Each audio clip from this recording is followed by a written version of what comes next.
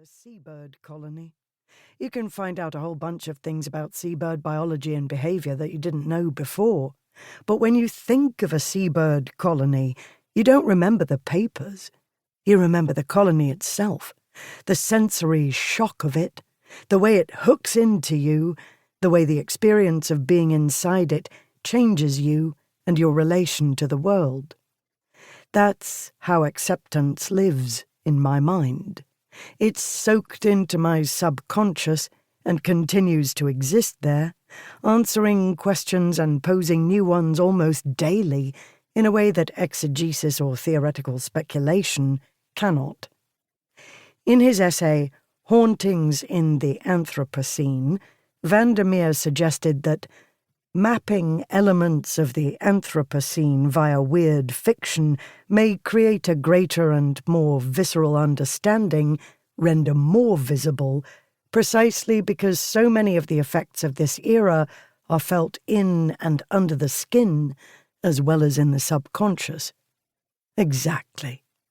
And so this introduction will not attempt to explain or solve the puzzles posed by acceptance, but will speak a little of what the book made of itself, in one mind. For it's clear that my reading of the series has been shaped by my own history as an amateur naturalist and a historian of science specializing in the history of natural history, and as someone who stood, bewildered, on an ex-naval base so full of life that even at night wings brushed my face as I walked. I came to acceptance in a kind of hermeneutic fever, burning with questions and desperately wanting answers on the true nature of Area X, even though I knew the categories question and answer were ones Area X would laugh at.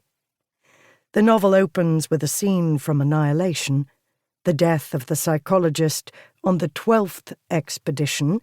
We learn she is the Southern Reachhas director.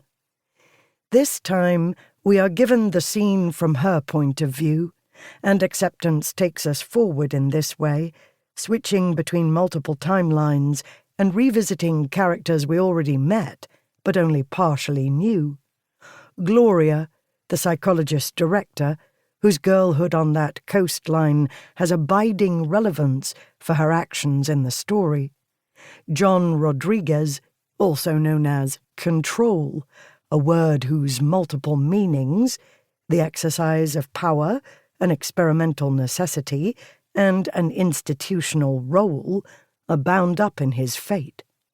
Saul, the lighthouse keeper and former preacher, whose story is a tender and terrible tragedy.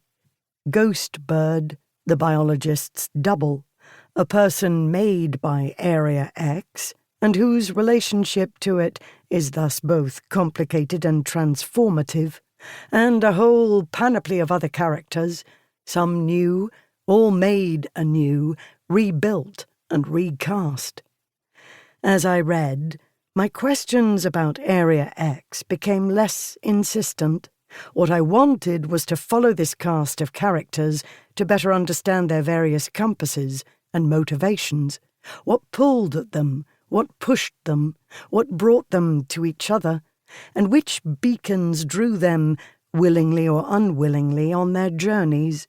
For acceptance is, of course, a book of journeys both metaphysical and physical.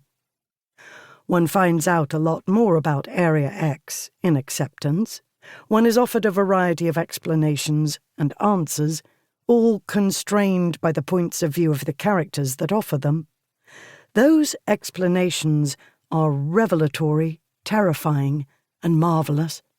But for me, what the book does most viscerally and with extraordinary technical skill is make you feel the characters' conflicts and longings tidally in your bones.